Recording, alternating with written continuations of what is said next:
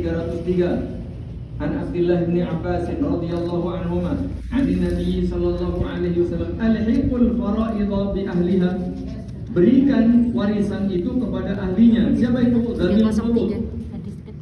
Zabil furud itu yang disebutkan setengah, seperempat, seperdelapan, 2/3, sepertiga atau seperenam, itu dia. Diberikan semua. Fama baqiya fahuwa li awla rajulin dzakarin. Nah ini dia.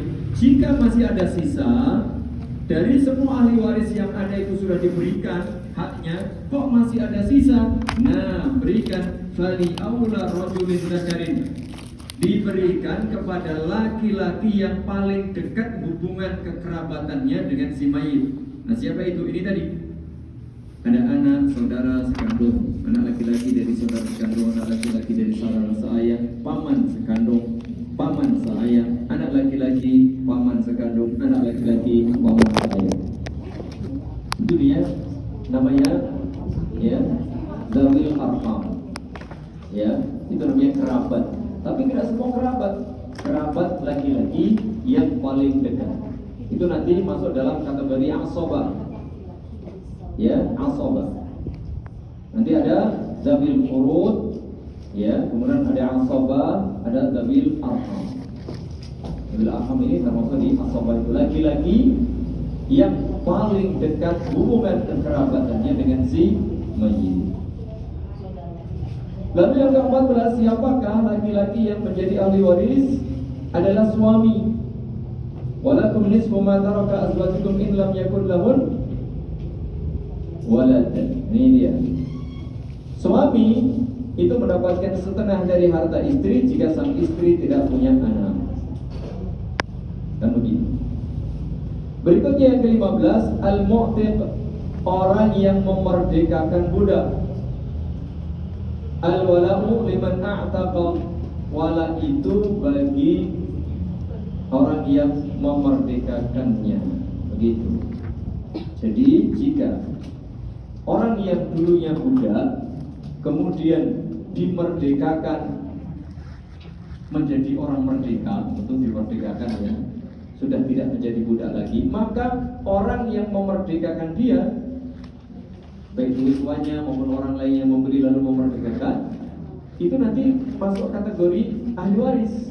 Jika mantan budak ini tidak memiliki pewaris, ya mungkin dia sudah tidak menikah dan seterusnya, lalu punya harta banyak, maka yang berhak mendapatkan siapa? Yang memerdekakannya. Begitu.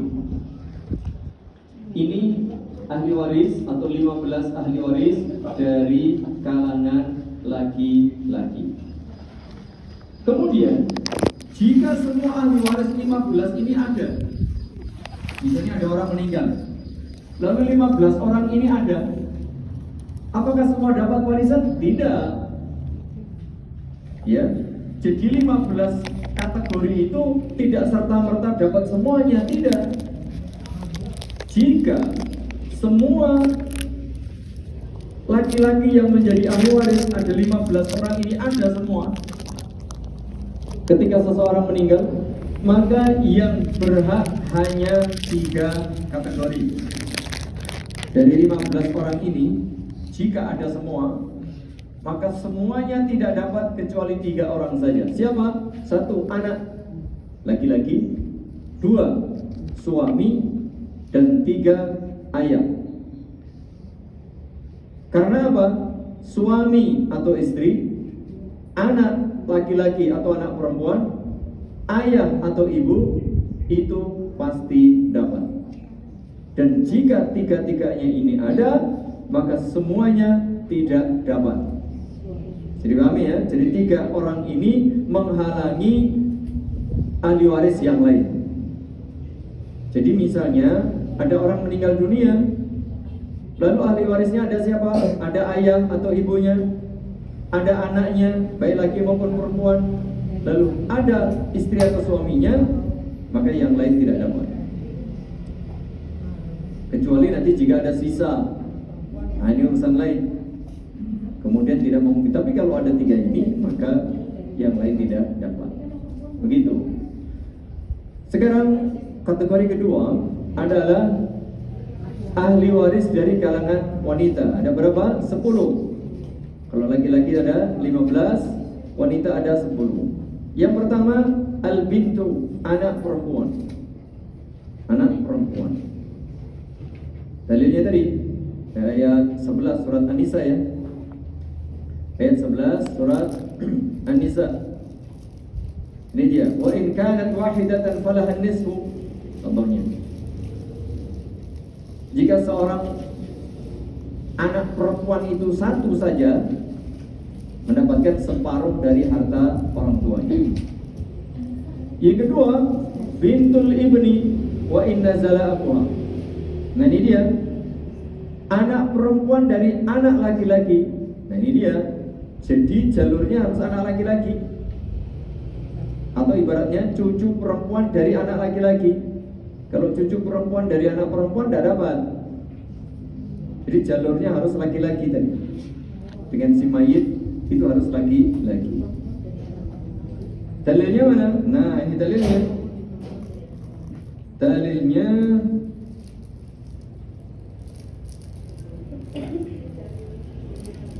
tidak disebutkan di sini.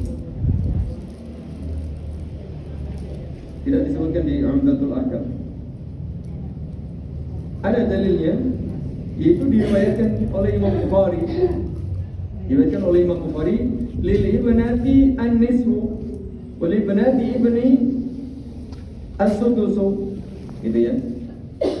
Jadi kalau anak perempuan itu separuh, kalau anak perempuan dari anak laki-laki alias cucu perempuan dari anak laki-laki itu dapat 1/6.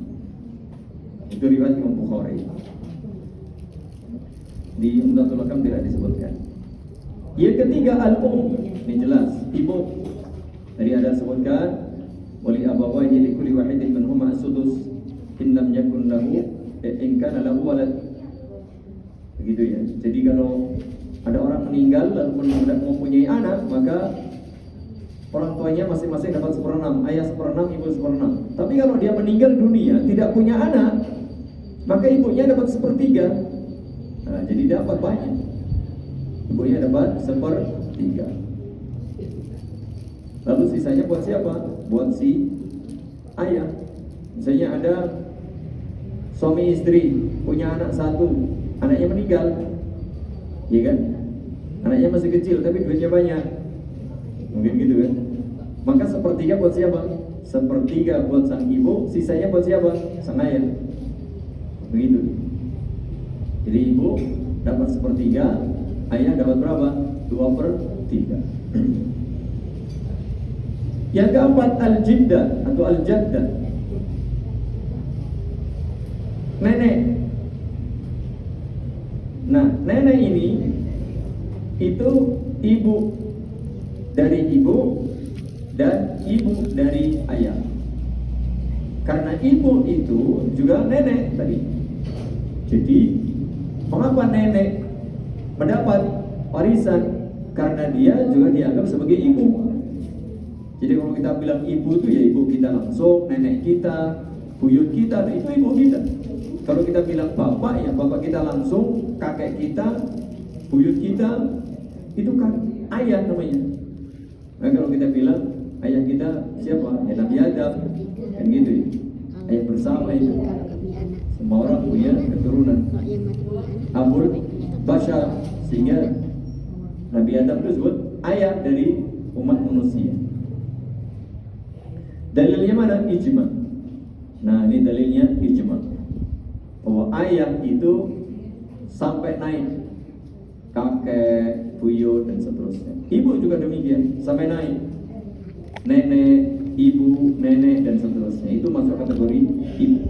Yang keenam, al-ukhtus syaqiqah, saudari seibu seayah.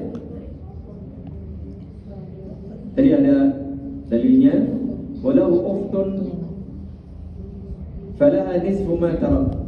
Jika dia memiliki saudara perempuan, maka dia mendapatkan separuh. Nanti ketika tidak ada penghalangnya. Jika tidak ada penghalangnya, nanti dilihat di dalam dari An-Nisa. Kemudian al-ukht li ab. Sama ya? Saudara perempuan seayah. Kalau tadi saudara perempuan seayah seibu, ini saudara perempuan seayah. Berikutnya al-ukht li Tadi sudah kita sebutkan ya, saudara perempuan seibu. Ini dalilnya sama. Saudara laki-laki seayah seibu, saudara laki-laki seayah, saudara laki-laki seibu. Dalilnya sama dengan saudari perempuan atau saudari seayah seibu, saudari seayah, saudari seibu. Ini sama ayatnya, yaitu ayat An-Nisa 12 dan An-Nisa 176. Yang ke-9 az-zawjah, istri. Ini ayat 11. Istri, walahunna rubu mimma taraktum in lam yakun lakum walad. Itu ayat ke-11. Yang terakhir al-mu'tiqah, wanita yang memerdekakan budak. Sama tadi al-wala'u liman a'taqa. Liman a'taqa ini berlaku baik laki-laki maupun perempuan. Karena man di situ kata dalam bahasa Arab yang menunjukkan makna umum. Bisa untuk laki, bisa untuk perempuan. Nah, sama halnya dengan laki-laki yang 15 jumlahnya tadi. Jika 15 ahli waris itu ada, yang dapat cuma 3. Anak, orang tua, istri atau suami. Sama pula dengan 10 kategori ahli waris wanita. Jika semuanya ini ada, misalnya ada seorang meninggal, lalu 10 orang ini ada, maka yang dapat hanya ini, yang dapat 5. Kalau tadi yang dapat 3 laki-laki, maka yang dapat hanya 5. Yang pertama, anak perempuan. Yang kedua, anak perempuan dari anak laki-laki. Yang ketiga, ibu. Yang keempat, saudari seibu seayah. Dan yang kelima, istri. Jadi jika ada 10 ini hidup saat seseorang meninggal dunia, maka tidak semuanya dapat. Yang dapat hanya separuh atau 5. Anak perempuan dari anak laki-laki, ibu, saudari sekandung atau saudari seayah seibu, dan istri. Jika kemungkinan ketiga, semua pewaris tadi ada semua, 15 laki-laki ada, 15 perempuan ada, semuanya ada, maka yang dapat hanya 3 kategori. 3 kategori ini 5. Siapa itu? Anak laki-laki. Anak, kategori pertama anak, baik laki-laki maupun perempuan. Berarti anak laki-laki, anak perempuan. Kedua, kategori kedua orang tua. Orang tua, ayah dan ibu, 4. Lalu salah satu di antara suami istri. Karena tidak mungkin suami istri, tidak mungkin dua-duanya dapat, atau dua-duanya nggak dapat, tidak mungkin. Karena apa? Yang mati salah satu kan. Kalau yang mati salah satu, mesti dapat yang lainnya. Yang mati suami, yang dapat istri. Yang mati istri, yang dapat suami, kan gitu. Jadi anak laki-laki dan anak perempuan 1, 2, 3, 4, ibu dan ayah.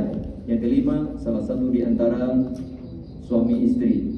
Jika 25 ini orang ada, maka yang dapat ini tadi.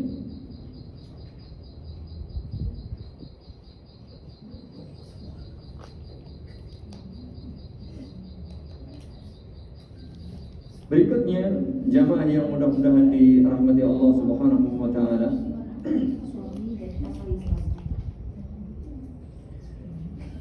Kalau tadi paman itu dapat, tapi bibi tidak dapat. Yang dapat siapa? Paman. Ya, paman pun dari pihak ayah. Jadi kalau bahasa kita ini paman, Pak D, Bude, Pak Le, Bule ini ya baik dari ibu ya kita panggil Pak D ya. Mas ibu kita panggil Pak D, Mas ayah panggil Pak D. Kalau bahasa Arab tidak. Saudara laki-laki ayah disebut am. Tapi kalau saudara laki-laki ibu disebut khol. Ya. Yang dapat itu hanya am. Siapa itu? Saudara laki-laki ayah. Tapi apakah saudara perempuan ayah dapat? Tidak. Jadi yang dapat itu dari jalur laki-laki. Jadi saudara laki-laki ayah alias paman itu dapat, tapi bibi tidak dapat. Itu yang perlu diperhatikan. Begitu pula anak laki-laki paman dari saudara ayah, paman dari ayah itu dapat, tapi anak perempuan tidak dapat, meskipun itu dari paman saudara bapak. Ya memang begitu jemaah. Ini penting untuk dipahami, jangan sampai loh kok wong wadon nggak dapat semua. Ya ini sudah, silakan kalau mau demo, silakan mendemo Allah Subhanahu wa taala. Ya, ini sudah disebutkan langsung oleh Allah Subhanahu wa taala. Jadi salah satu hikmahnya mengapa? Allah sendiri yang menjelaskan. Wong sudah begini aja banyak yang tidak setuju. Apalagi kalau nanti ini hasil dari ijtihad ulama, wah sudah ribet. Karena urusannya sama duit, karena duit itu, harta itu fitnah terbesar umat Islam. Ada dua jemaah. Fitnah umat ini yang paling berbahaya, paling besar dan paling berat ada dua. Satu harta, dua wanita. Kalau fitnah yang lain semuanya, tapi yang paling berat dua. Dan lihat sekarang ini, hari ini, zaman ini, dua fitnah ini betul-betul mendominasi. Silakan lihat, silakan dicek, silakan diteliti, research atau pakai apa namanya, sudahlah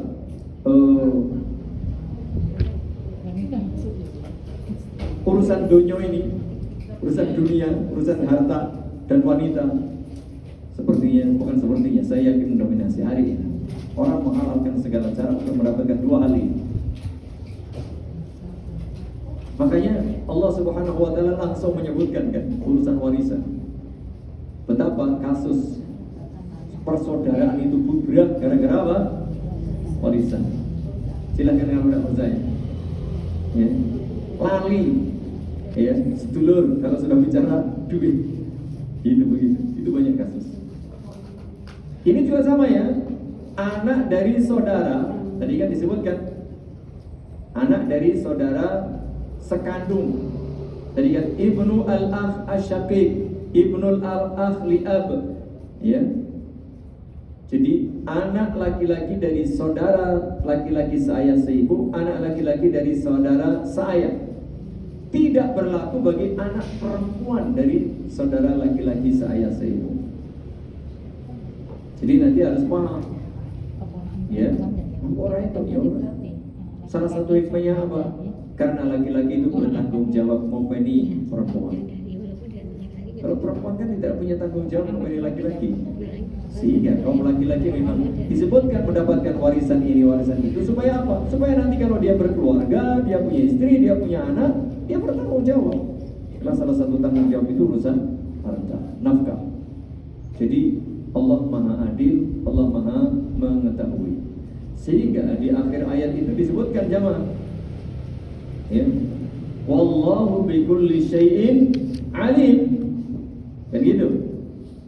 Kemudian itu ayat 176. Ayat 11, innallaha kana aliman hakiman. Nih lihat kalimatnya. Sungguh Allah Maha mengetahui dan Maha bijaksana. Semuanya itu betul, semuanya adil, semuanya bijak. Wallahu alimun halim dalam ayat 12. Allah Maha mengetahui dan Allah Maha sayang. Halim, Maha lembut. Jadi jangan sampai ada sedikit pun penolakan terhadap penentuan hukum waris.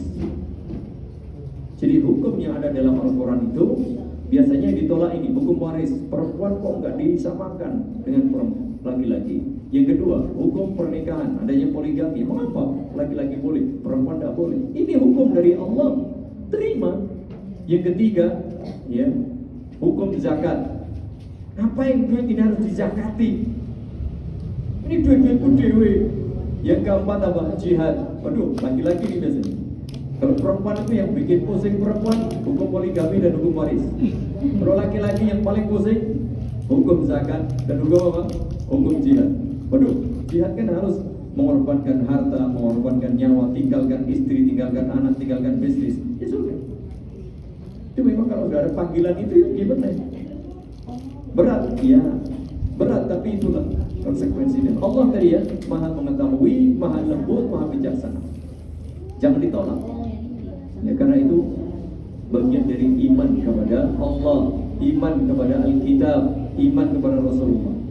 Kalau sampai ada penolakan satu huruf pun, apalagi satu ayat, apalagi isinya, itu berbahaya jemaah. Itu bisa menjadi sebab kekufuran. Baik, ini berkait dengan masalah waris. Nanti, nah di dalam Al-Quranul Karim itu sudah dijelaskan pula siapa yang berhak menjadi ahli waris. Yang kedua, seberapa kadar bagiannya. Nah, di dalam Al-Quran itu disebutkan ada 6. Ya. 1/2, 2/4, 3/8. Kemudian keempat 2/3, kelima 1/3, keenam 1/6. Cuma itu aja, pecahannya itu. Pecahannya 1/2, 1/4, 1/8, 2/3, 1/3, 1/4. Itu disebut dengan zawil furud. Orang-orang yang menjadi ahli waris yang sudah ditetapkan kadar ukurannya dapat sekian, sekian, dan sekian. Nah, yang kedua, ahli waris itu namanya asobah. Asobah itu sisa. Jika orang-orang yang berhak mendapatkan bagian tadi di antara 6 tadi sudah diberikan semua, lalu masih ada sisa, maka sisa itu diberikan kepada al-asobah, al-asib, orang-orang yang mendapatkan sisa. Bisa jadi dapatnya sedikit, bisa jadi dapatnya banyak, bisa jadi tidak dapat sama sekali karena tidak ada sisa, bisa jadi dapat semuanya karena tidak ada zawil furud. Bisa, ya, itu bisa, semua dapat.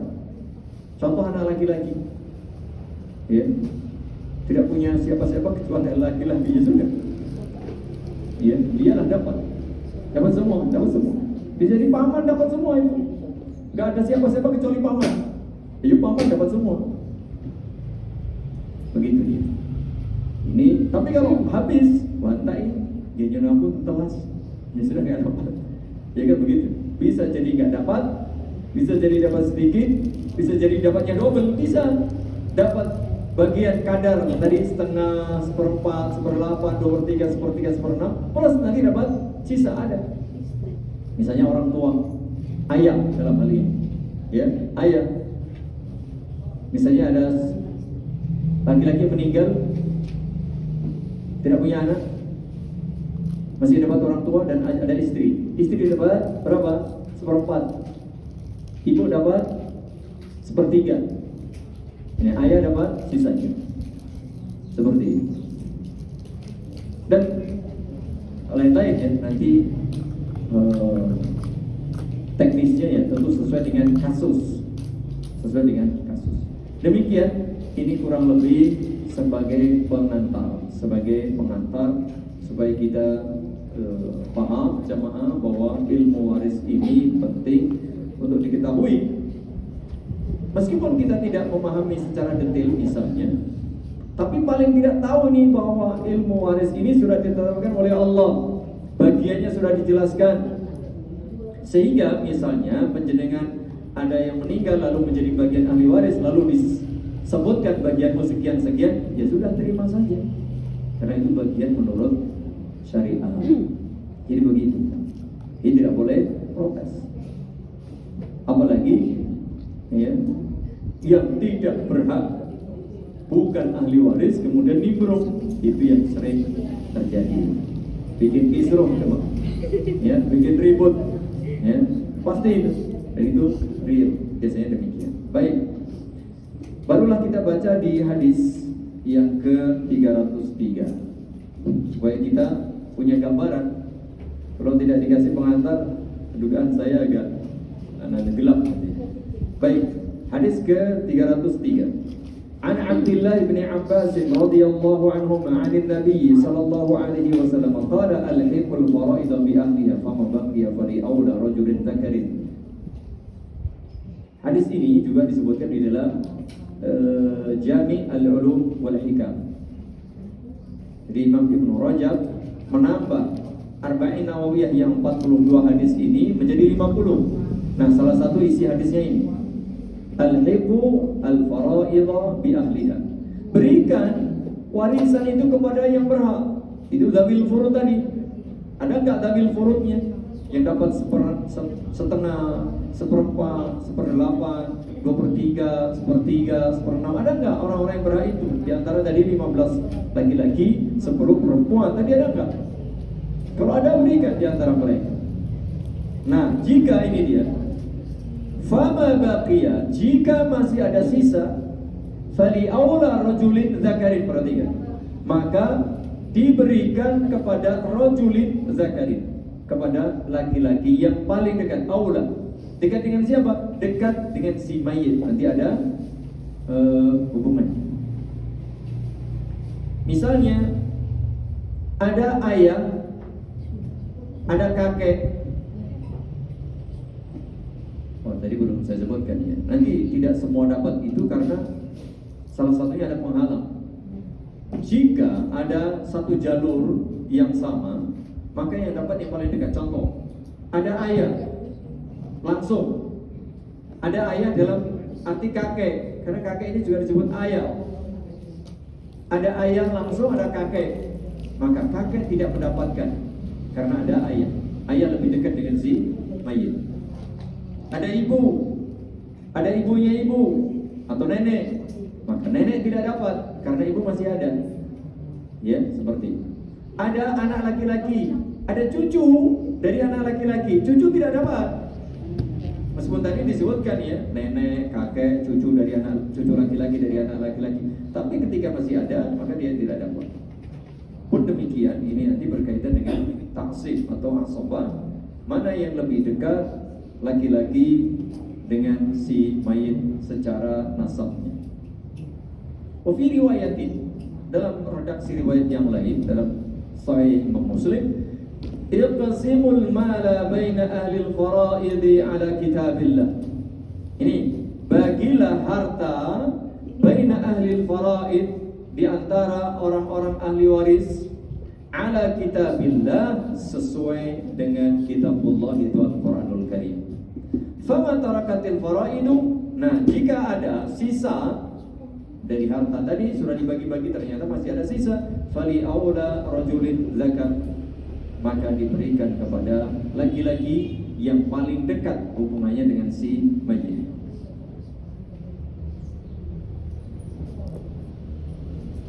Jamaah yang mudah-mudahan dirahmati Allah Subhanahu wa taala. Ini yang perlu diperhatikan, bahwa urusan warisan ini urusan yang sangat sensitif pertama. Kedua, sangat pelik. Ilmu yang kita pelajari itu sekedar ilmu teori. Sering ya yang bertanya ke saya, kasus warisannya bagaimana Pak, begini begitu. Siapapun jika statusnya hanya ustadz, kiai, ahli ilmu waris, selama dia bukan hakim, maka tidak bisa memastikan. Yang bisa memastikan yang berstatus memaksa ada hakim. Karena apa? Karena pengadilan itu bersifat ya bisa mengikat. Jadi kalau hanya saya misalnya ditanya begini begitu, tidak bisa. Jika, makanya kalau kita lihat, jika betul demikian keadaannya, maka begini. Karena apa? Jika urusan waris ini dibawa ke ranah pengadilan, itu nanti akan dicek sampai detail, diburu sampai habis. Dalam arti apa? Persoalan yang paling sulit apa? Mendata harta. Ini sulit. Hartanya di mana saja, ya kan? Kedua, mendata hutang, tanggungan. Tidak mudah itu. Yang paling sulit ini 3. Mendata ahli waris. Mungkin ada orang meninggal, ngertinya ya ini cuman anaknya 2 pak, istrinya 1. Nanti dulu, jangan-jangan dia punya istri lain, punya anak lain. Ini yang sulit teman. Betul. Nanti kalau misalnya terlanjur sudah dibagi oleh kita, ternyata ada orang mengklaim, loh pak, saya itu dulu istrinya, ini sah ini. Nah, mungkin tidak dikasih tahu. Nah, kan repot. Itu nanti apa? Harus diulang kembali, dikembalikan lagi harta yang sudah dibagi. Harus dibagi ulang. Tidak mudah makanya dalam menentukan ini. Siapa yang paling aman membagi ini? Pengadilan. Ini kalau kita membagi, ayo sekali bagi. Wah, berat itu nanti. Makanya kita hanya secara teori. Maka kalau saya ditanya, betul ini ahli warisnya. Jika ahli warisnya betul seperti itu, nggak ada yang lain, maka pembagiannya begini. Kita hanya sekedar apa? Fatwa, bukan ya keputusan yang mengikat. Tapi kalau pengadilan mengikat. Contoh misalnya, dia punya anak, ya pak, tapi anak ini sudah 50 tahun enggak jelas kemana. Ya pastikan dulu ini. Kalau untuk membagi waris itu nanti ini tugas pengadilan. Berarti apa? Beliau kan menyebar detektif, cari intel, sampai ketemu. Kalau sampai dicari dengan segala bersungguh-sungguh dengan prosedur ya, pengadilan punya prosedur mungkin dicari mungkin dengan intel, dengan sekarang apa namanya ini pak polisi cyber. Lalu misalnya ada batasan waktu yang ditetapkan oleh pemerintah berapa. Kalau dicari dengan segala cara, misalnya 2 tahun atau sekian tahun tidak ketemu, maka nanti disebut apa? Dia wafat mati secara hukman. Orang ini tidak ada berita, dicari kemana-mana, sudah dengan segala prosedur yang ditetapkan, maka diputuskan si fulan ini meninggal secara hukum. Nah gitu. Kalau kita tidak bisa, Pak Denius pokoknya jangan mati wae, kalau tidak bisa. Tidak bisa, tahu-tahu bagi-bagi sebulan kemudian jedul. Wah, ini bikin kisruh ini. Sementara tadi duit yang dibagi sudah entek. Padahal apa? Seperti ini kasusnya apa? Dikembalikan duit. Kembalikan lagi, kumpulkan meneh, bagi ulang. Kan repot ya? Kemungkinan besar apa? Ayo gelut. Ya, betul ini. Makanya harus melalui prosedur ini yang tidak mudah. Apa? Yang paling sulit itu memastikan siapa ahli waris. Kalau tinggal ngitung gampang. Ngitung itu gampang. Yang sulit itu justru bukan ngitungnya, sama. Menentukan si ahli waris itu paling sulit. Masih ada apa tidak? Kalau ada siapa saja? Nah ini tidak mudah. Makanya pentingnya kita punya catatan. Wasiat catat, ya, pernikahan catat, ya. Belum lagi, mohon maaf, pernikahan yang tidak dicatat secara formal, itu kan sah menurut syariat. Nah, coba kalau dia mengklaim, iya kan? Kalau mau diselesaikan secara keluargaan, ya bisa. Oh ini pak, ini saya punya surat nih. Dulu ada orang-orang yang bersaksi. Meskipun kalau diselesaikan di pengadilan resmi mungkin sulit karena tidak punya bukti otentik. Tapi kan menurut syariat ada. Makanya pentingnya kalau menikah, misalnya tidak ditulis catat resmi KUA, ya harus disaksikan banyak orang, termasuk istri yang sebelumnya, anak-anak sebelumnya. Supaya apa? Supaya ngerti, oh bu itu istri ayahku, nanti punya anak apa tidak dari ayahku. Nah, ini penting teman. Jadi yang sulit itu sebenarnya bukan kalau bagi sekarang kayak komputer itu canggih, pecahan PY ketemu. Iya betul, tinggal sampai selesai. Tapi yang sulit apa? Menentukan nanti harta, lalu menilai harta. Ini harta di Karangbendo 1 meter berapa pak tanah di sini? 7 juta. Mungkin di tempat lain, oh di sana punya di Kalimantan 1 hektar. Di Kalimantan di mana? Di hutan. Mungkin 7 juta itu 1 hektar. Di sini cuma 1 meter. Dan itu kan tidak mudah untuk menilai harta. Jadi mendata harta itu sulit. Yang paling sulit mendata ahli waris. Nah ngitungnya gampang, ngitungnya gampang. Tinggal ini sudah dinilai begini selesai. nggak sampai 2 menit. Apalagi sudah ada aplikasi sekarang. Ya, masuk kan ahli waris sudah pasti keluarin. Di pengadilan sudah ada semua. Persoalannya yang sulit adalah menetapkan tadi ya, harta, menetapkan apakah ada hutang, menetapkan ada wasiat atau tidak. Lalu yang paling berat adalah menetapkan si ahli waris yang sesungguhnya. Itu pun nanti mengaku saya anaknya Pak, tapi ternyata nggak punya bukti, nggak diakui mungkin.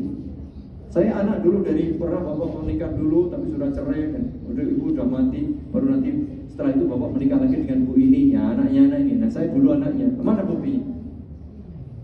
Nah, padahal kemarin sudah kita bahas al-bayyinatu 'alal mudda'i. Bukti harus ditunjukkan bagi orang yang mengklaim. Apalagi yang meninggal misalnya konglomerat, mau sugih bergedu. Banyak yang mengklaim mungkin, Pak saya dulu istrinya. Mau saya istrinya bukan dulu, saya istrinya Pak. Oh saya ini anaknya. Mungkin pada mengklaim itu. Kan lumayan itu, ya kan? Nah, makanya penting zaman. Di situ yang paling sulit untuk memastikan siapa yang berhak. Sehingga mohon maaf urusan pembagian teknis secara resmi itu tidak semudah yang kita bayangkan. Tetapi kalau hanya pertanyaan, kalau begini, ini orang meninggal, lalu warisnya ini berapa bagiannya itu bisa. Cuma nanti dalam teknis eksekusinya nanti dulu, jangan langsung dipraktekkan. Wah apa mari tanya kalau Ustaz begini. Lah Ustaz menjawab sesuai dengan pertanyaan itu, ternyata di sana masih ada ahli waris yang lain nggak disebutin. Karena memang sengaja nggak disebutin biar nggak dapat. Loh biasa jadi. Loh ya begitu. Oh bahaya itu. Nanti yang kena kita. Loh, kita menjawab sesuai dengan pertanyaan. Maka penting jamaah untuk membagi warisan, dan ini sangat-sangat sensitif. Sangat-sangat sensitif. Mari kita lihat hadis berikutnya. An Usama ibn Zaid radhiyallahu anhu qala qultu ya Rasulullah atanzilu ghadan fi darika bi Makkah qala wa hal taraka lana aqilun min riba'in aw dawrin thumma qala la yarithul muslimul kafira wala al kafirul muslima. Ini dia salah satu kaidah kemarin yang sudah kita sampaikan, bahwa penghalang warisan itu satu, ya, pembunuhan. Ahli waris pembunuh ya, orang tuanya atau membunuh siapapun, maka dia tidak dapat. Yang kedua, perbudakan, perbedaan status. Ini yang meninggal ini merdeka, ahli warisnya budak, maka dapat. Ya, yang ketiga, ikhtilafud din, perbedaan agama ini. Nih, dalilnya ini. Usama bin Zaid menuturkan bahwa ketika beliau bertanya kepada Nabi SAW, wahai Rasulullah, apakah engkau akan singgah di rumahmu yang ada di Makkah? Nabi menjawab, apakah akil menyisakan rumah atau tempat tinggal untuk kita? Dulu tempat tinggal Nabi. Nabi bersabda, seorang muslim tidak mewarisi harta orang kafir, dan orang kafir tidak mewarisi harta orang muslim.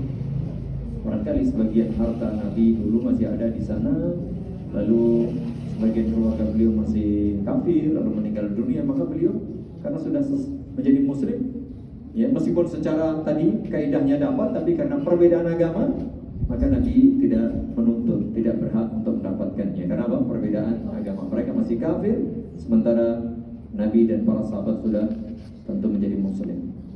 Hadis 305 an Abdullah bin Umar radhiyallahu anhu anna Nabiy sallallahu alaihi wasallam naha an bai'il wala'i wa hibati. Nabi sallallahu alaihi wasallam melarang jual beli wala dan juga menghibahkan. Jadi wala itu memerdekakan budak. Kemudian orang yang memerdekakan budak itu berhak menjadi bagian dari ahli waris mantan budak ini. Si A punya budak B, lalu A memerdekakan B, maka si A ini menjadi punya hak wala. Apa artinya? Jika si B meninggal dunia, ya, kan si B sudah merdeka, lalu dia punya ahli waris damil furud, mungkin punya anak, punya ini, diberikan. Lalu masih ada sisa, nah sisa itu diberikan kepada dia. Atau Si B tadi setelah merdeka tidak punya ahli waris. Mungkin lolo begitu dulunya, wah dari mana? Tahu-tahu begitu jadi budak, nggak ketahuan. Lalu begitu sudah merdeka juga nggak menikah, nggak apa, tapi hartanya banyak. Nah, berarti apa? Semua hartanya itu pada si orang yang dahulu memerdekakan, itu namanya hak wala. Nah, hak wala ini tidak boleh dihibahkan. Ki hak walaku tak wani kowe, oh nggak bisa. Atau tak jual pani pira kowe. Kayak biar saya tak merdeka itu suge tenan, ini urung mati. Nah saiki aku butuh duit, piye nek kowe gelem membeli hak walaku nek esuk kae mati entuk akeh. Saiki dipunen semene ada boleh. Tidak boleh ya, tidak boleh dijual belikan, tidak boleh pula dihibahkan. Ya, karena ini seperti warisan. Ya, misalnya si A punya bapak B, bapak sugih, tapi dia pengen butuh duit, bapak kurang mati. Saya ini hak warisanku tak dolan koyo, tidak bisa. Tidak bisa ya, paham sampai di sini ya? Tidak boleh. Jadi ini karena hak seperti ini. An Aisyah radhiyallahu anha qalat kana fiya barirah salatu sunan. Jadi ya. Jadi dulu Barirah itu kan dalam kisahnya ada 3 tuntutan. Khuyyirat ala zawjiha hina ataqat. Yang pertama, dia diberi kebebasan untuk memilih mempertahankan suaminya yang masih muda atau minta khulu. Jadi Barirah ini dimerdekakan. Ini budak perempuan. Dia punya suami. Nah, ketika budak perempuan ini sudah dimerdekakan oleh Aisyah, dia diberi pilihan. Kamu mau terus lanjut dengan suamimu, tapi kan statusnya muda, atau kamu boleh minta cerai. Boleh-boleh saja jemaah, sehingga perbudakan ini menjadi salah satu sebab bolehnya seorang wanita minta cerai. Misalnya dulunya sama-sama budak, kemudian perempuannya ini dimerdekakan, berarti statusnya lebih tinggi dong. Maka dia boleh, kalau dia mau bersabar punya suami budak boleh, atau kalau dia tidak bersabar dia boleh meminta cerai dengan sebab lah bujuku sih budak ya. Kan begitu boleh. Yang kedua, wa utialaha lahmun. Ya.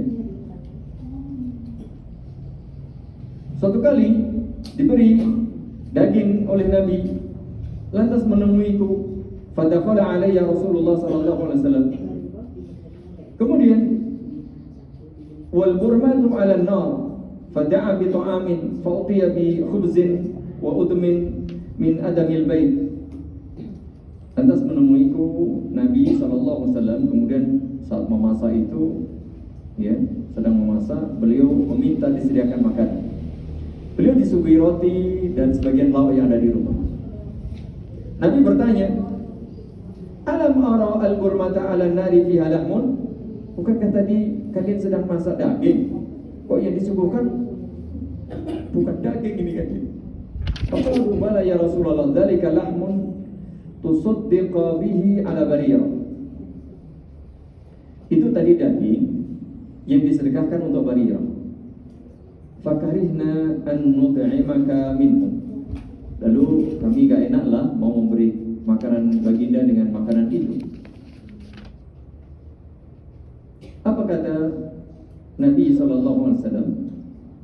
Huwa 'alaiha sadaqatun wa huwa lana minha diyatun.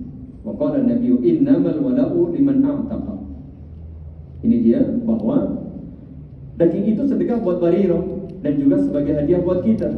Karena apa ini tadi kalimatnya? Innamal wala'u liman a'taqa. Karena wala, hak wala itu bagi orang yang memerdekakan. Yang memerdekakan adalah Aisyah radhiyallahu anha. Begitu, ini berkaitan dengan beberapa hadis yang berkaitan dengan ilmu waris atau ilmu faraid atau ilmu tarikah yang kemarin sudah kita sebutkan sebagian nama atau istilah dari ilmu waris ini. Dari ilmu waris namanya ilmu faraid, ilmu mawaris atau ilmu al-tarikat. Begitu jamaah yang bisa kita sampaikan pada kesempatan pagi hari ini. Mungkin ada beberapa pertanyaan. Oh, banyak.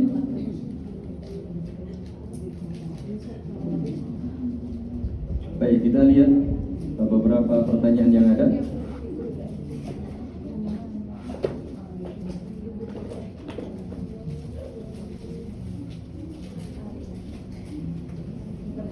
Assalamualaikum warahmatullahi wabarakatuh.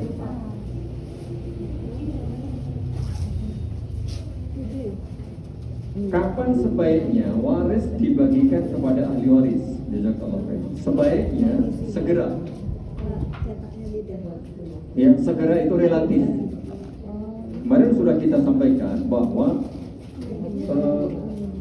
yang harus dilakukan ketika seseorang meninggal dunia itu cari data.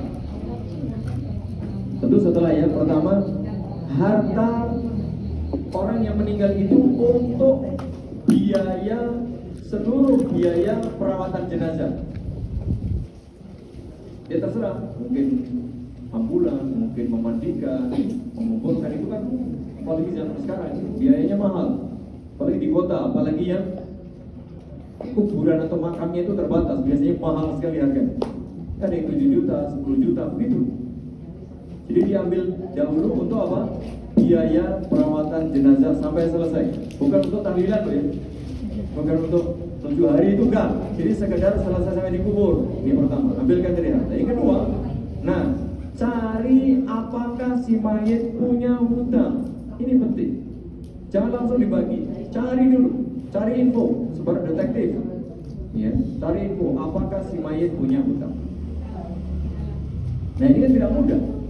Bisa jadi lama itu kan mencari sampai dipastikan betul-betul tidak punya hutang, atau setelah punya hutang selesaikan hutangnya dahulu, kan begitu.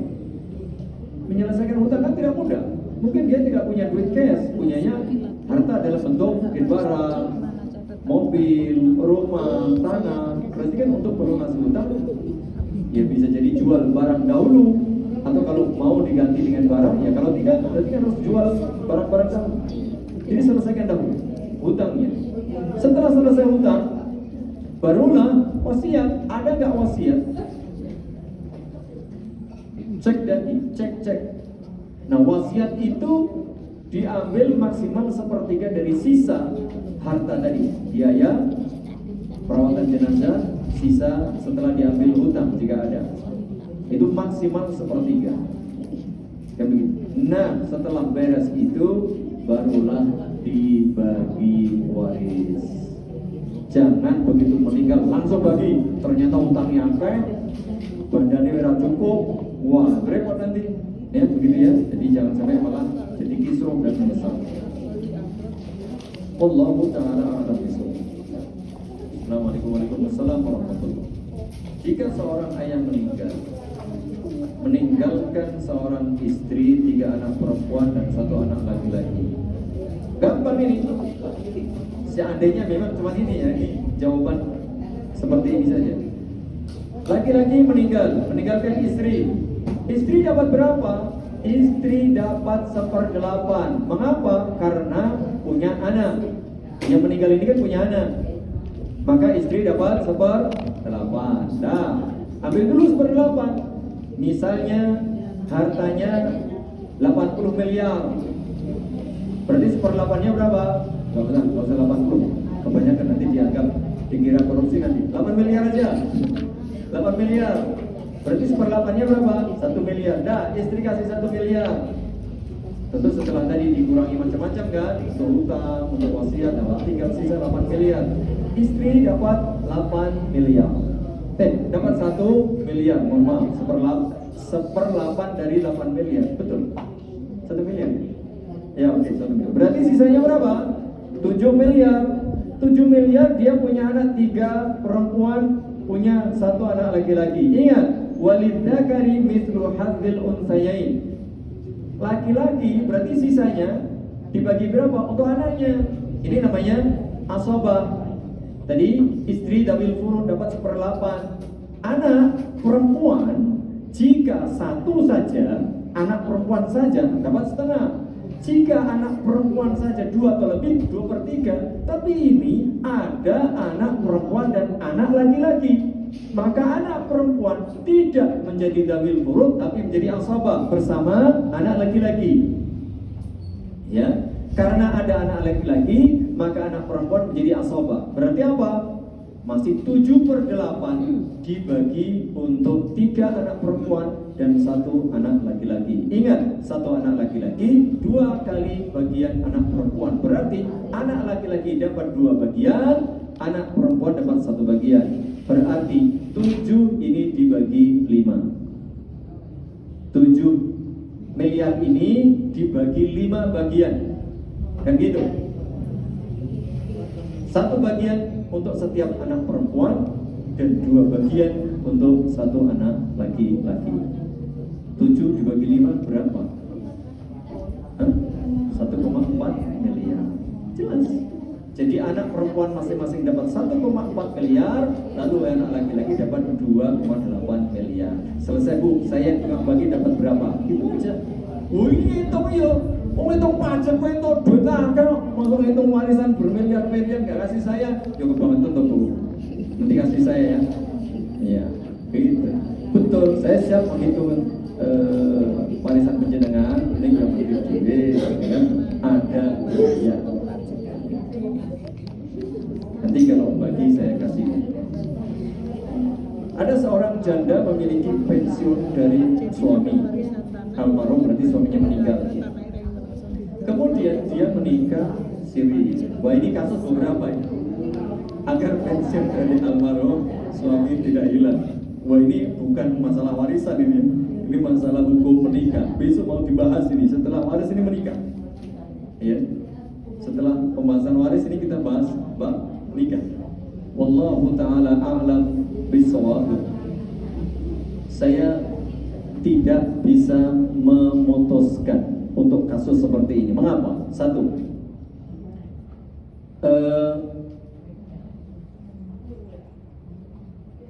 ibu ini menikahnya siri. Paham? Berarti kan tidak diakui oleh pemerintah, oleh negara. Berarti menurut negara dia tidak menikah. Bohong tidak ibu ini ketika menerima duit dari pensiunan suaminya? Ya tidaklah. Loh Pak, aku kan nikahnya siri.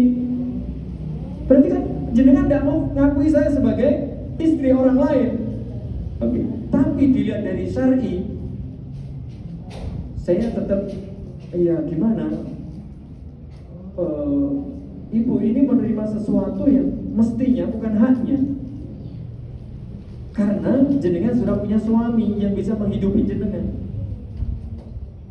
Meskipun negara tidak mengakui. Mumet ini.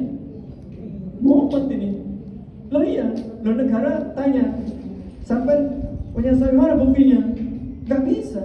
Aku punya suami Pak, ya buktinya mana? Gak ada. Berarti tetap Anda gak punya suami menurut negara. Berarti pensiunan suami Anda masih berhak atas Anda. Sisi lain, loh, jadi punya suami kok. Kan suami Anda bertugas, berkewajiban memberi nafkah. Berarti Anda mengambil sesuatu yang sebenarnya bukan milik Anda, karena Anda sudah punya suami. Sementara ini diberikan kepada Anda saat Anda tidak punya suami. Kan begitu? Wallahu a'lam. Cuman jika saya ditanya secara hati nurani, lebih baik penjenengan nikah secara syar'i dan negara, supaya persoalan ini atau syubhat ini hilang. Kalau saya sih ya baiknya tidak diterima. Karena apa? Karena jenengan sudah istri orang lain meskipun negara tidak mengakui. Tapi kan kita punya hati nurani. Itu kan sebenarnya bukan hak penjenengan, karena jenengan sudah punya suami yang membiayai negara, yang membiayai hidup jenengan. Wallahu a'lam bishawab. Lebih amannya begitu. Lebih amannya ya tidak usah diambil, tapi negara masih terusin selama status penjenengan tidak menikah secara resmi menurut aturan negara. Tetapi menurut hati nurani itu ya bukan hak kita. Wallahu a'lam bishawab. Assalamualaikum warahmatullahi wabarakatuh.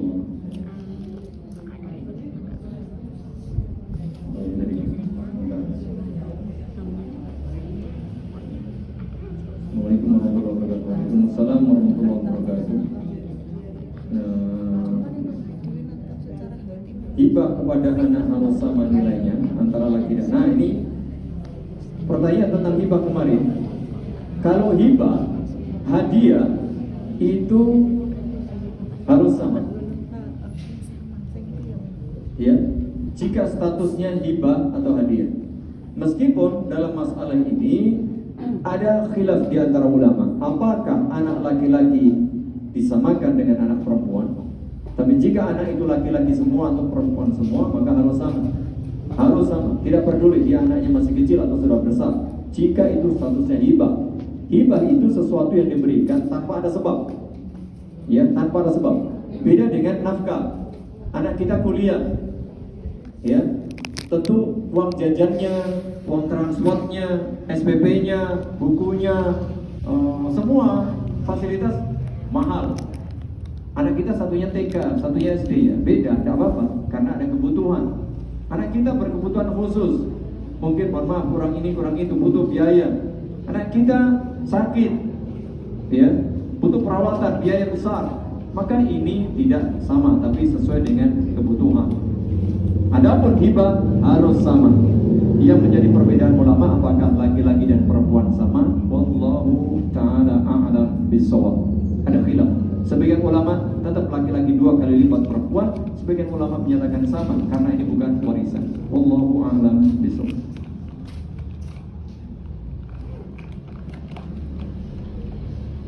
Bagaimana hibah yang diberikan kepada anak tetapi kepemilikan penuh diberikan setelah ayah meninggal atau sekarang dipinjam dulu sama orang tua, apakah boleh? Ya, anak memberilah. Memberi. Kecuali anak itu masih di bawah umur, belum balik dan belum rasyid, belum bisa mengelola harta, maka pengelolaannya diserahkan kepada walinya. Walinya siapa? Mungkin kita berikan anak kita yang masih SD. Nah, saya berikan kepada engkau, mungkin ya perwaliannya, hartanya dipegang ibunya atau dipegang kakaknya yang sudah gede. Seperti itu. Ya, berikan. Karena dia tidak boleh diberi harta ketika masih kecil untuk pegang harta, maksud saya. Diberi boleh, tapi memegang harta tidak boleh. Nanti itu pakai balon kapan nanti? Tuku balon sekali jajan 1 juta, bendino, tuku balon karena belum kroset, tidak boleh. Tapi dia diberikan. Tapi kalau memberi nanti setelah meninggal itu namanya bukan pemberian, itu namanya wasiat, dan wasiat tidak boleh diberikan kepada ahli waris. Berikan saja. Anakku tak kasih ini masing-masing ini 1 petak tanah ya, dah tulis selesai. Nanti resminya bisa lah menyusul hibah. Sekarang nggak bisa. Cuman karena kamu belum bisa ngelola, ini saya pinjam dulu sama ayah ya, boleh. Berarti statusnya minjam, ayah boleh. Minjam punya anak boleh. Nanti dikembalikan, tidak ada masalah. Seperti itu ya. Tapi kalau memberi, tapi nanti hak sepenuhnya setelah bapak mati, boleh. Nanti kalau di tengah-tengah bapaknya masih hidup, dia butuh gimana? Lah Pak, katanya udah berikan, aku tidak bisa. Memberi, ya, plong, selesai. Maka jika tidak, ya nggak usah diberikan saja. Soalnya jadi warisan wae, selesai. Jadi begitu ya. Wallahu ta'ala a'lam bishawab. Ini berkaitan dengan masalah harta. Memang sepertinya sesuatu yang umum, tetapi tidak harus jelas. Kepemilikan harta itu jelas. Ini milik suami, milik istri, milik anak, milik orang tua, jelas. Jadi jangan dicampur-campur. Ya, pastikan. Anak misalnya, contoh ya, anak punya dapat tuh hadiah lo Idul Fitri, angpau itu. Ya sudah, ini milik dia. Nanti kalau kita pakai, kita seterusnya minjem. Oh iya, jangan. Duit mana kemarin duit? Antar ya, nggak bisa. Ya, pinjam. Kalau itu memang anak dikasih buat anak, dapat banyak kadang-kadang. Ya, orang tua tidak boleh semua gue, kecuali orang tua menggunakan untuk kepentingan dia. Ya, seperti itu. Demikian ya, jadi penting pastikan harta itu milik suami, milik istri, milik anak, milik orang tua, itu pastikan.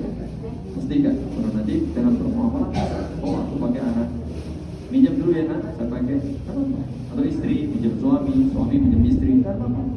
Seperti itu. Wallahu a'lam bishawab. Semoga bermanfaat. Demikian. Ini sekedar pengantar berkaitan dengan ilmu waris. Tentu perlu dibaca, perlu diini, dan sekali lagi ini untuk lapangan dada berkaitan dengan masalah fitnah harta. Semoga Allah beri taufik dan kemudahan dan memberi kita istiqomah di atas ilmu dan amal.